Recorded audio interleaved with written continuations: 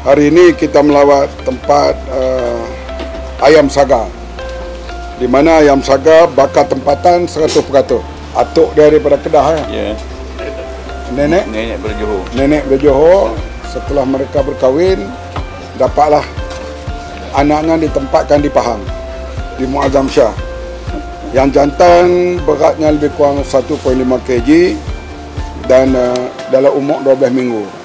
Yang betinanya kurang sikit daripada itu. Ayam saga ini sejak 2021 lebih daripada 1.3 juta ekor sudah dikeluarkan. Kita menggambarkan bahawa usaha Mardi, jadi dengan ahli-ahli sains tempatan, pakar-pakar tempatan, kita boleh melahirkan benih sendiri.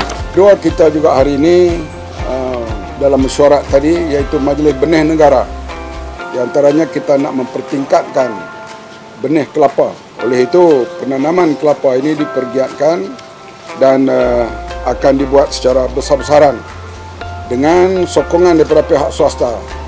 Juga kita mesyuarat hari ini dalam Majlis Benih Negara, iaitu pengeluaran benih ikan bawal mas yang juga mendapat sambutan daripada rakyat, dan ianya untuk diperbanyakkan ikan bawal mas itu.